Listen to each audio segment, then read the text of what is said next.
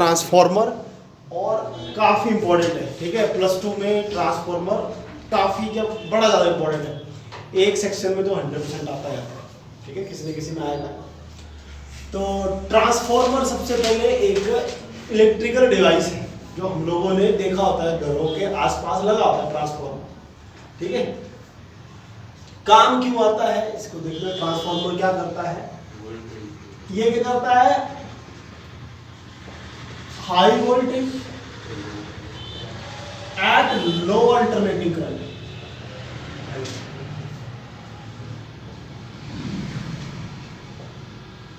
To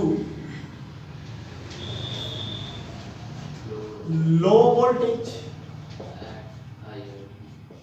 eight high alternating current पे convert करता है। ट्रांसफॉर्मर एक ऐसा इलेक्ट्रिकल डिवाइस है, डेफिनेशन है, it is a device which convert high voltage, ये टर्म देखना जरा और इसको मैं बताऊंगा क्या हो रहा है। ये हाई टी कर लिया है, high voltage at low alternating current. ये देखना, हाई वोल्टेज के सामने लो अल्टरनेटिंग करंट लिखा है, को कन्वर्ट करेगा लो voltage at high alternating current. इधर से देख सकते हो आप लोग, हाई वोल्टेज को लो वोल्टेज में कन्वर्ट करता है या लो अल्टरनेटिंग करंट को हाई अल्टरनेटिंग करंट में कन्वर्ट कर सकता है, या वाइस वर्सा भी। ठीक है, या तो इससे उल्टा भी कर सकता है काम, ऐसा नहीं कि ऐसा ही करेगा। लो अल्टरनेटिंग वोल्टेज को हाई अल्टरनेटिंग वोल्टेज में भी कन्वर्ट कर सकता है, उल्टा काम भी कर सकता है। ऐसा ही ये डिवाइस है। ठीक है, अब इस पर सेकंड बात आती है कि किस प्रिंसिपल के ऊपर ये बेस्ड होता है। तो आप लोग याद रखना, इसका प्रिंसिपल है म्यूचुअल इंडक्शन। ठीक है, बाद में इससे नेक्स्ट आपने लिखना है इसका प्रिंसिपल, वो है म्यूचुअल इंडक्शन।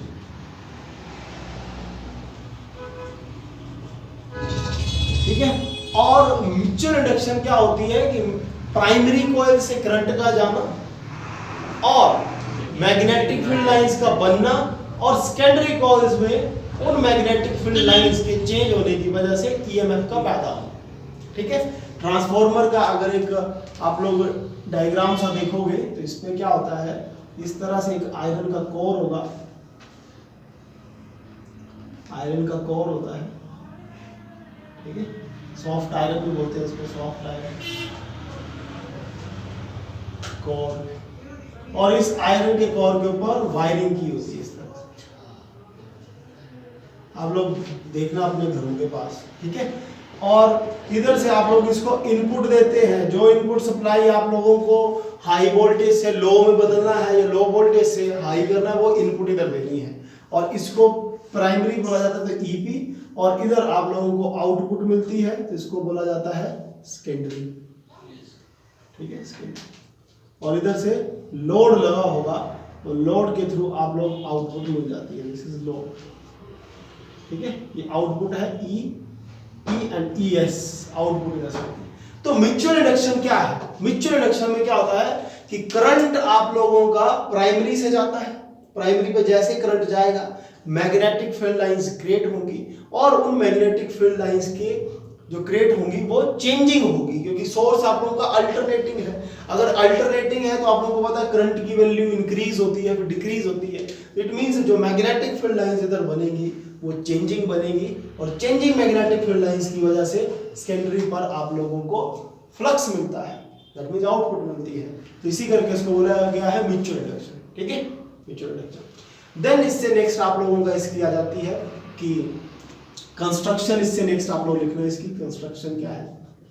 ठीक है, कंस्ट्रक्शन आ गई, और कंस्ट्रक्शन में आप लोग क्या लिखोगे, soft iron core, primary binding, secondary binding, load, ये टर्म्स आ रही है। ठीक है, कंस्ट्रक्शन रीड कर सकते हो, तुम लोग मुझसे समझ आ रही है। फिर इसकी आनी है types, types of transformer. Important question है, स्टेप बाय स्टेप भी करना। सबसे पहले डेफिनेशन लिख देना, फिर चाहो तो टाइप्स लिख दो या प्रिंसिपल लिख दो, फिर कंस्ट्रक्शन लिख दो, फिर टाइप्स ऑफ ट्रांसफॉर्मर लिखो।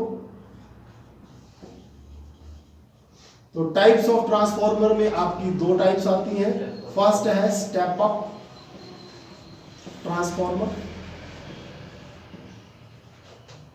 और सेकंड आपकी टाइप आती है step down transformer. Step down transformer, ये जो अपवर्ड है ना, इससे याद रखना वोल्टेज के लिए बिल्कुल फिट बैठता है।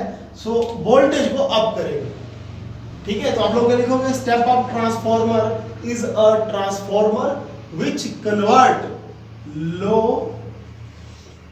Alternating voltage at higher current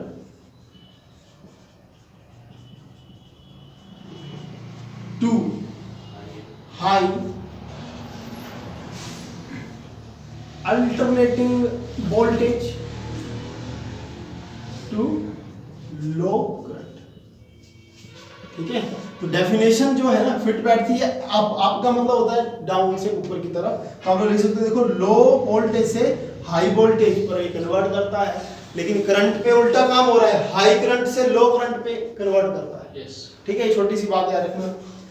और जो स्टेप डाउन है, तो स्टेप डाउन ट्रांसफार्मर पर इससे उल्टा काम होगा। स्टेप डाउन क्या करेगा, which convert high voltage, high alternating voltage,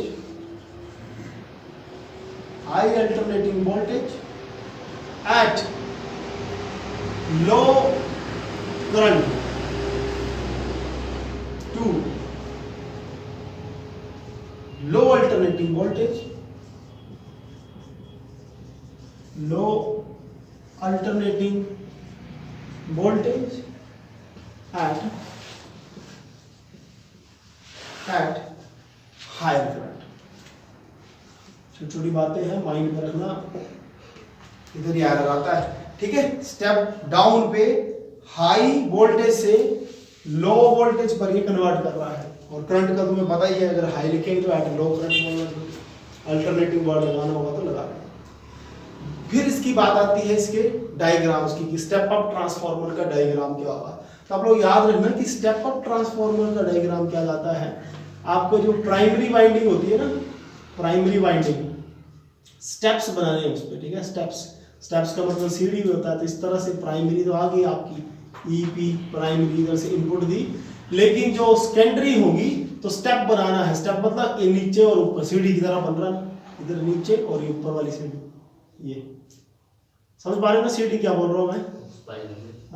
नहीं ऐसे स्टेप्स कैसे बनते, सीढ़ी होती चलने वाली, तो ये सोच लेना छोटे से बड़े की तरफ, छोटे की तरफ, इस पर नंबर ऑफ टर्न्स कम आएंगे, सेकेंडरी पर नंबर ऑफ टर्न्स ज्यादा आएंगे, मतलब अंडरस्टैंडिंग के लिए बोल रहा हूँ। स्टेप अप ट्रांसफार्मर में क्या होगा, नंबर ऑफ टर्न्स, इसी में आ रही है step up transformer, number of turns in primary are less than the number of turns in secondary. तो सेकेंडरी पर आप लोगों का लोड लगा देंगे, ठीक है, primary and this is secondary.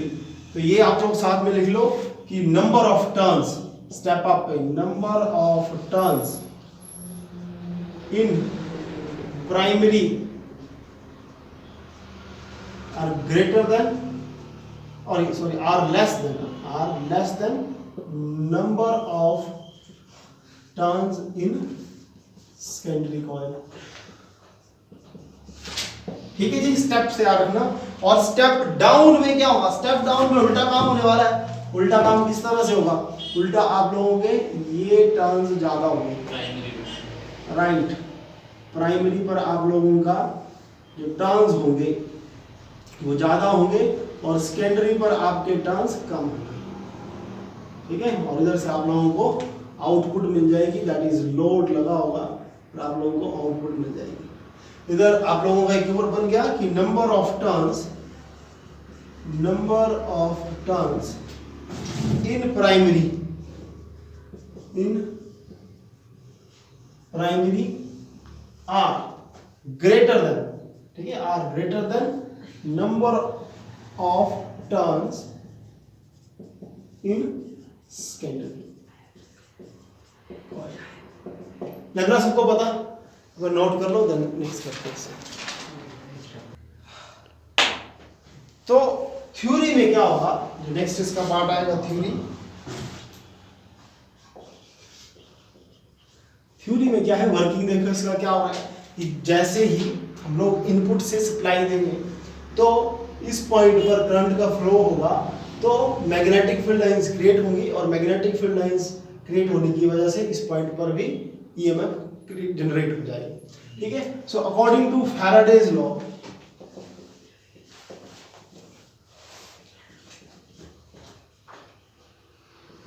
According to Faraday's law, जो EP है that will be equal to NP d∅dt and जो ES है सेकेंडरी पर जो ES होगी that will be d∅dt। Faraday law आप लोगों को पता ही होगा कि right n d∅dt that is number of turns और क्या आएगा, फ्लक्स आएगा, that is the rate of change of flux आ गया। तो EP के लिए क्या बन गया, EMF in primary is equal to number of turns in primary that is rate of change of flux. Secondary के लिए बन गया number of turns in secondary and rate of change of flux. अब आप लोग क्या करोगे, ये इसको इक्वेशन 1 मान लो, इक्वेशन 2 मान लो, divide equation 2 by 1, divide equation 2 by 1 we get. जैसे आप लोग डिवाइड करोगे क्या बनेगा, ES ओवर EP, और आप लोग इसको जैसे डिवाइड करोगे तो ES की value NS d∅dt over NP d∅dt। तो आप लोग देखो ये d∅dt कट गया, माइनस से माइनस कट गया और बचा क्या, ES over EP is equal to NS over NP। ठीक है, here NS over NP is known as transformation ratio,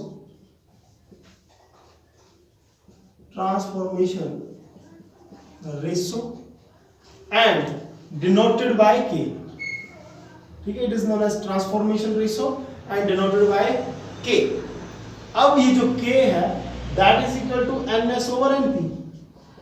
तो अब K के दो केसेस इधर बन जाते हैं। ठीक है, एक K की वैल्यू ग्रेटर देन 1 आ सकती है और एक K की वैल्यू लेस देन 1 आ सकती है। ग्रेटर देन 1 तभी आएगी अगर NS की वैल्यू बड़ी होगी NP से। ठीक है, ग्रेटर देन तभी आएगी अगर NS की वैल्यू ग्रेटर होगी NP से।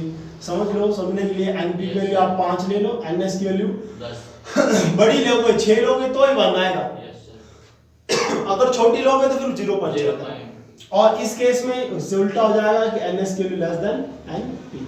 पता नहीं ना, समझिए, अगर NS की वैल्यू ग्रेटर है that means number of turns in secondary are greater than the number of turns in primary. तो हम लोग थोड़ा सा अगर देखोगे सेकेंडरी के टर्न्स ज्यादा है प्राइमरी से तो उसको क्या बोलते हैं हम लोग, स्टेप अप ट्रांसफार्मर।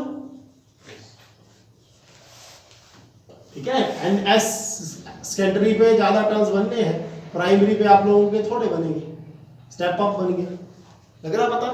तो क्वेश्चन इधर आ गया कि the value of transformation ratio is always greater than 1 for step up transformer, while less than 1 for step down transformer. ये वाइवा के क्वेश्चन बन रहे हैं, वाइवा पूछते हैं इस तरह के, K की वैल्यू ग्रेटर देन 1 होगी, लेस देन 1 होगी, स्टेप अप के लिए, स्टेप डाउन के लिए, क्यों होगी बताओ, लग रहा पता सबको, बातें समझ आ रही है। देन इससे नेक्स्ट आप लोग देखो कि आइडियल ट्रांसफार्मर के लिए। ठीक है, फॉर आइडियल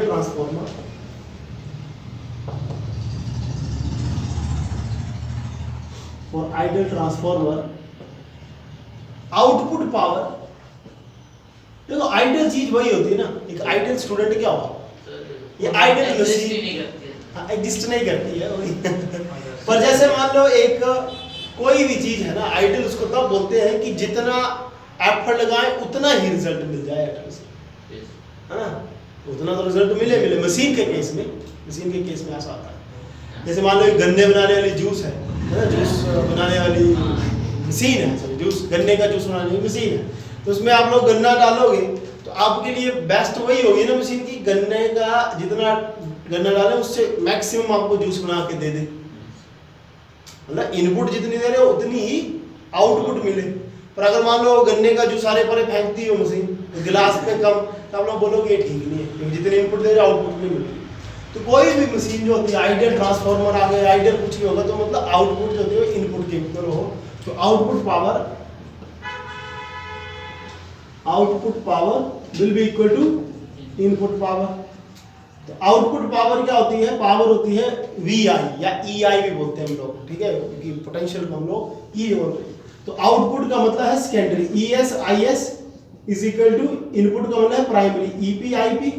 और इधर से आप लोगों को एक चीज पता लग रहा है कि अगर मैं ई एस का आई एस के साथ रिलेशन बनाना हो तो ये इनवर्स में जा रहा है। देखो ई एस इस तरफ जाएगा ना, ई पी, ये देखो आई पी इस तरफ आ गया, आई एस इस तरफ आ गया। So E is inversely proportional to I. समझ आ रही बात? ये बात आ रही समझ? E is inversely proportional to I. तो इसी करके क्या हो रहा है कि पोटेंशियल जो होता है that is inversely proportional with current. तो ही डेफिनेशन में हम लोग यूज कर रहे थे high alternating potential at low alternating current. हरी बात समझो, डेफिनेशन लिख रहे थे हम लोग, वो इधर से बन रहा है क्योंकि हाई तो वो लो होगा, अगर ये लो तो ये हाई, ये समझ पा रहे हो? उल्टा रिलेशन इधर से याद रखना, इधर से बन गया कि potential is inversely proportional to current. बात आ रही समझ? The potential inversely proportional to current. Then फिर एक आता है एफिशिएंसी। एफिशिएंसी, और ऐसा बोला जाएगा कि the efficiency of ideal transformer is 100%। Efficiency of ideal transformer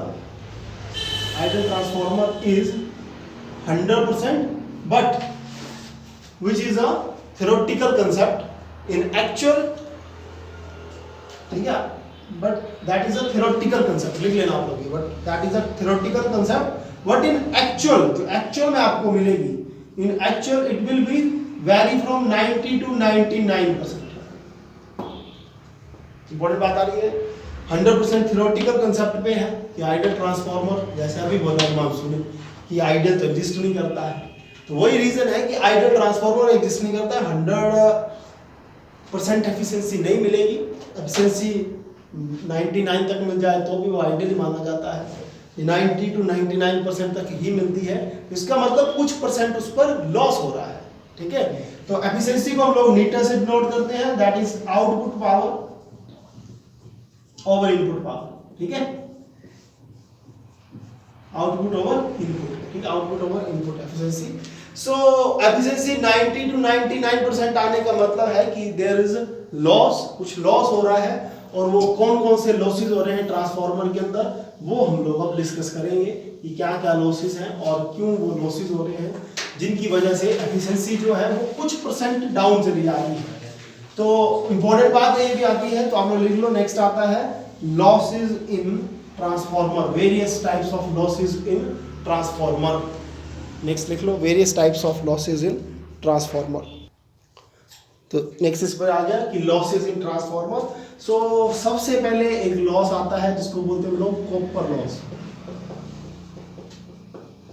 copper loss, copper loss क्या है? जो हीट लॉस होता है कॉपर की वायर पे लॉस, ठीक है।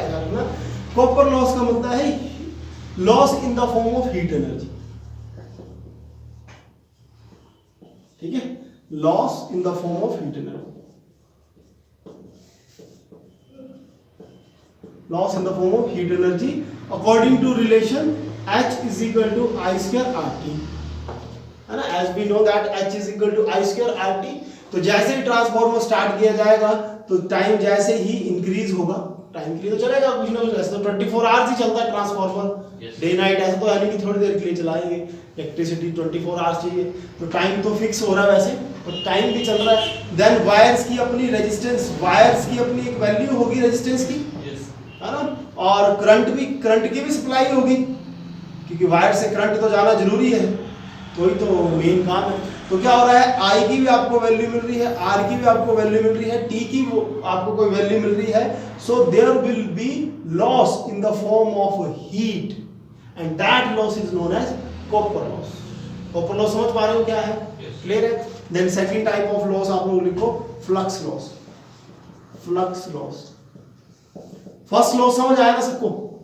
बुक से रीड करना आप लोग, थोड़ा समझ आएगा आपको, ठीक है। फ्लक्स लॉस, तो फ्लक्स लॉस क्या है? इनपुट से जितनी मैग्नेटिक फील्ड लाइंस बनेगी, इनपुट से जितनी मैग्नेटिक फील्ड लाइंस बनेगी, आउटपुट पर उतनी मैग्नेटिक फील्ड लाइंस नहीं मिलती। देन फिर आपका आता है second flux loss. Flux loss पे क्या होता है कि जो number of magnetic field lines, number of magnetic field lines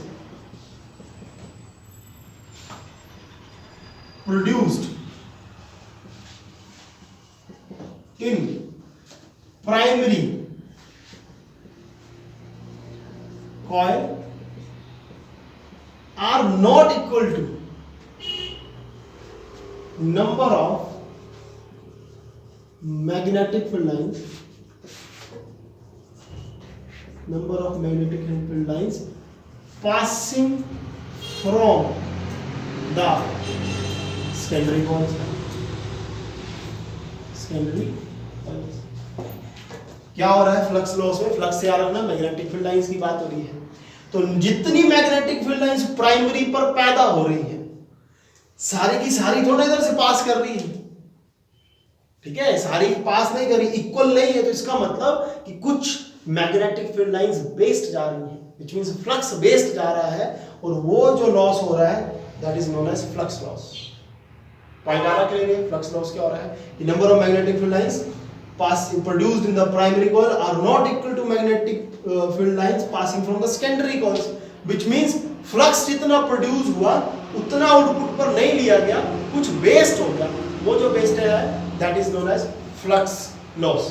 clear हो रहा है? दूसरे जो लॉस आ गया वो आ गया आप लोगों का फ्लक्स। थर्ड टाइप का एक लॉस आता है एडी करंट लॉस।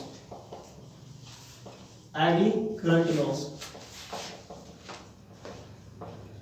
ठीक है, एडी करंट लॉस। तो एडी करंट लॉस क्या होता है? एडी करंट आप लोगों ने पढ़ा हुआ है, that is the induced circulating current produced in the conductor. तो अब क्या होगा कि ये देखो आयरन का कोर है ना, ये आयरन का कोर है, तो ये आयरन का कोर का आपको ऐसे फ्रंट व्यू है, तो छोटा दिख रहा है। ट्रांसफार्मर को देखोगे तो काफी बड़ा होता है ना transformer.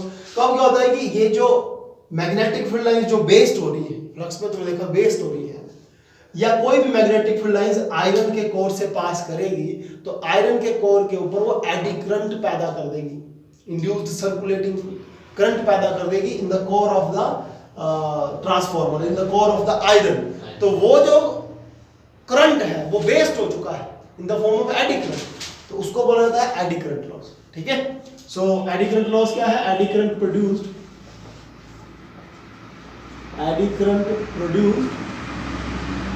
in the core of iron, iron core of transformer, in the iron core of transformer,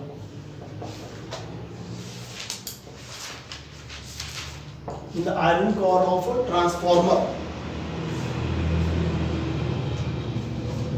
and तो उस एडी करंट का कोई यूज थोड़ा है, ठीक है, एडी करंट का कोई यूज नहीं, आयरन के कोर के ऊपर जो होता है। तो हम लोगों की जो एनर्जी है इन the form of eddy current जो है लॉस हो रहा है। एडी करंट कैसे रिड्यूस करते हैं हम लोगों ने पढ़ा है पहले। तो ट्रांसफार्मर पर भी एडी करंट अगर इस लॉस को रिड्यूस करना हो तो हम लोग क्या करते हैं, ये जो आयरन का कोर है इसकी स्लाइसेस यूज किए जाते हैं, ठीक है, और इलेक्ट्रिकल लैमिनेशन यूज की जाती है ताकि एडी करंट जो छोटा बनना स्टार्ट हो जाए, ज्यादा बड़ी बड़ी रिंग्स ना बन के छोटे छोटे रिंग्स बने, डिस्ट्रीब्यूट हो जाए। पता नहीं समझ? एडी करंट आ गया। देन थर्ड आप लोग फोर्थ आपका आता है हिस्टेरिसिस लॉस। हिस्टेरिसिस लॉस, तो हिस्टेरिसिस लॉस क्या होता है? हिस्टेरिसिस कर्व आप लोगों ने पढ़ा होगा। हिस्टेरिसिस लॉस क्या होता है? ये मैग्नेटिक फील्ड लाइंस की वजह से आयरन कोर का मैग्नेटाइजेशन और डीमैग्नेटाइजेशन होती है। पता ना आप लोगों को कि अगर सोलेनॉइड के अंदर हम लोग फेरोमैग्नेटिक सब्सटेंसेस रखते थे तो फिर वो मैग्नेटाइजेशन डीमैग्नेटाइजेशन होकर उसका एक हिस्टेरिसिस कर्व बनता था, इंपॉर्टेंट है ये हिस्टेरिसिस कर्व। तो मैग्नेटाइजेशन और डीमैग्नेटाइजेशन की वजह से जो एनर्जी का लॉस हो रहा है उसको बोला जाता है हिस्टेरिसिस लॉस। हिस्टेरिसिस लॉस क्या है? Loss of energy, loss of energy during magnetization and demagnetization, magnetization and demagnetization of core या ऑफ मटीरियल मिल सकते हैं।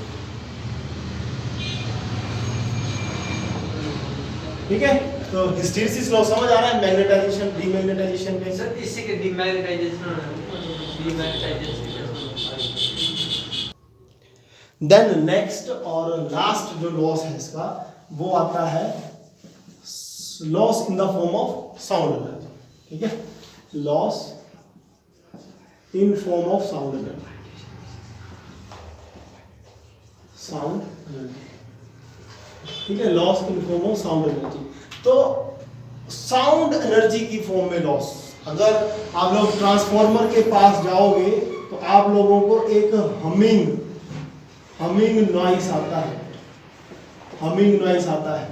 ठीक है, ट्रांसफॉर्मर के पास जाओगे तो आवाज आती है, उसके पास जाकर अलग सी आप लोग सुनना है, अलग अलग सी साउंड्स आती हैं। देखा ट्रांसफॉर्मर? Yes sir. कुछ में इस तरह की चल रही थी या इस तरह की साउंडें चल रही थी, सुनाई देती है ट्रांसफॉर्मर के पास ही। तो वो क्या हो रहा है, लॉस हो रही है energy in the form of sound energy.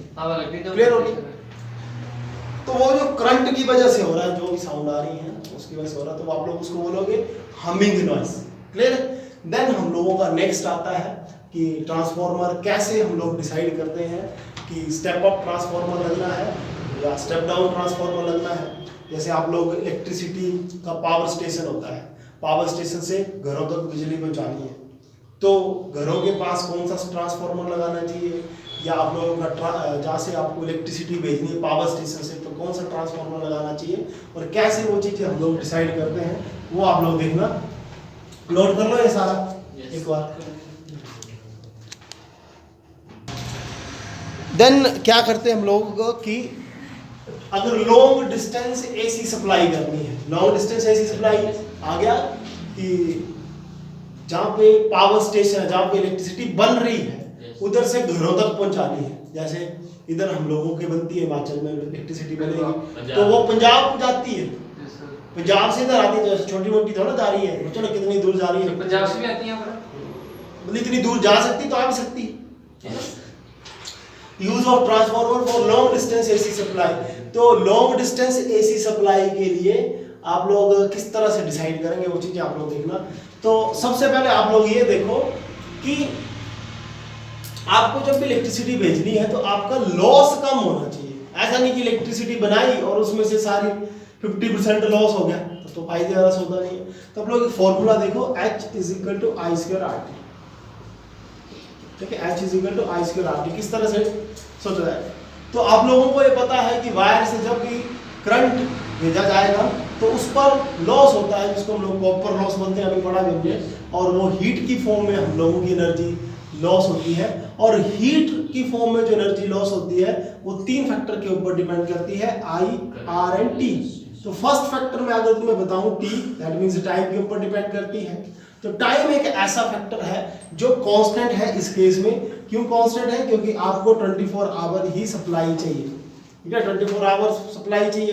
ऐसा तो बोल नहीं सकते कि लॉस कम करने के लिए आप लोग बिजली दिन में 4 घंटे छोड़ो, तो बात वाली नहीं, 24 आवर सप्लाई चाहिए। तो इस करके टाइम तो कांस्टेंट है, तो टाइम के साथ लोग कोई छेड़छाड़ नहीं कर सकते, फिक्स है वैल्यू।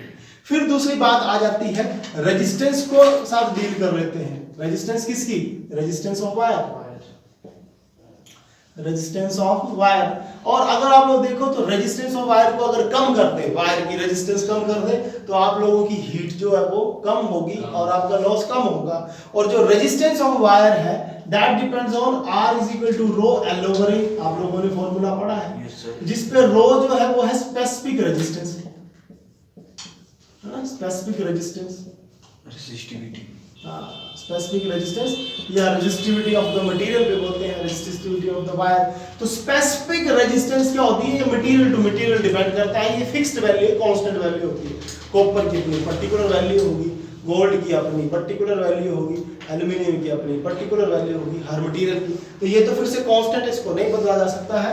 फिर आप लोगों के पास आ गया length and area of section. तो मैं बोलूंगा कि लेंथ जो है अगेन कांस्टेंट है, लेंथ इसलिए कांस्टेंट है। फॉर एग्जांपल मान लो पावर स्टेशन, आप लोग उतराला से पावर स्टेशन है और उतराला से लेकर आप लोगों को बैजनाथ तक इलेक्ट्रिसिटी लेकर आनी है, तो आप लोगों का डिस्टेंस तो फिक्स हुआ ना, है ना, क्योंकि पावर स्टेशन मान लो ए पॉइंट पे है, हाउस आपका बी पॉइंट पे है, तो ये ऐसा तो कर नहीं सकते कि घर को उठा के पावर स्टेशन के पास ले जाओ या पावर स्टेशन को उठा के, तो लेंथ इज फिक्स्ड।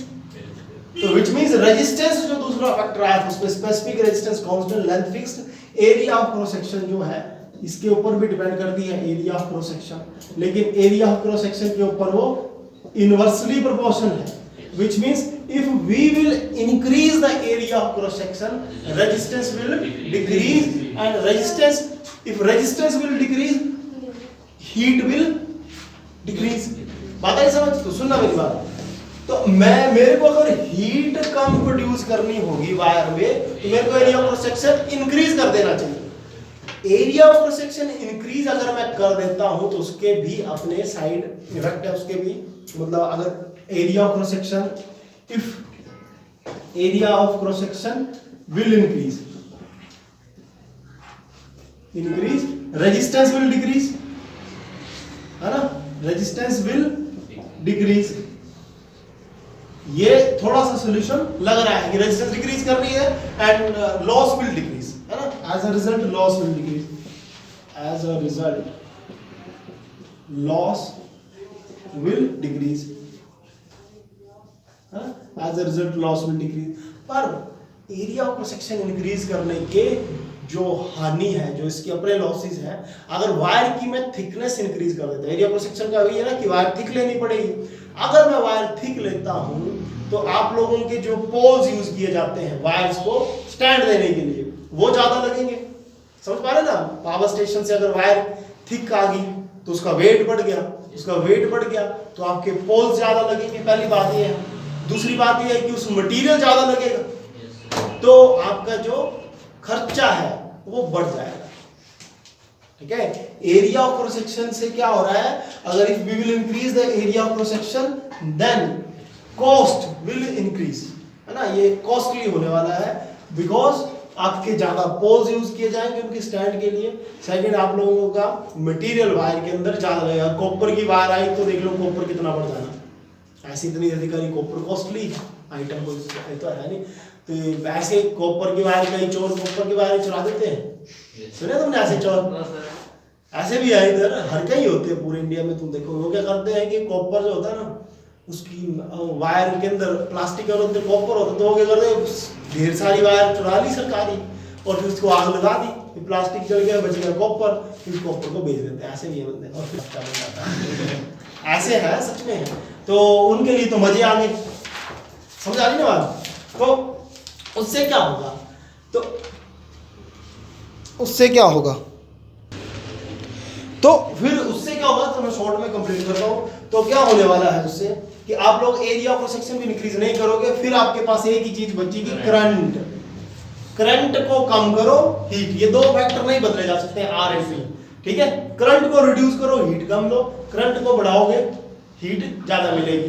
तो जैसे ही पावर स्टेशन होगा ना, पावर स्टेशन, ठीक है, उसके पास आप लोग क्या करोगे, करंट को डिक्रीज कर देना है। तो करंट को डिक्रीज करने के लिए कौन सा ट्रांसफार्मर लगेगा, स्टेप अप। स्टेप अप ना, बोलो यस सर।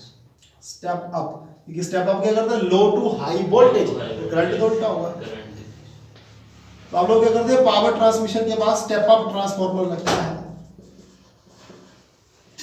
ट्रांसफार्मर लगेगा और उससे क्या होगा, आपका करंट कम हो गया। करंट कम हो गया, वायर से करंट भेजो, आपको हीट कम होगी। और जैसे ही घरों के पास हम लोग पहुंचेंगे तो घरों के पास आते ही आप लोग स्टेप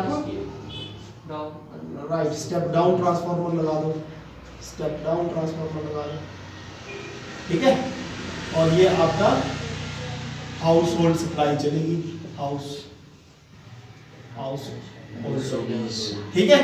तो ये आप लोगों का इस तरह से होगा, स्टेप अप ट्रांसफार्मर लगता है पावर स्टेशन के पास और घरों के पास आप लोग लगाओगे स्टेप डाउन ट्रांसफार्मर। और एक्सप्लेनेशन मैंने दी है, आप लोगों को बुक रीड करना, आपको समझ आएगी बातें और थोड़ा सा वर्डिंग लेना वहां से। क्लियर है सबको? इसको नोट कर लो।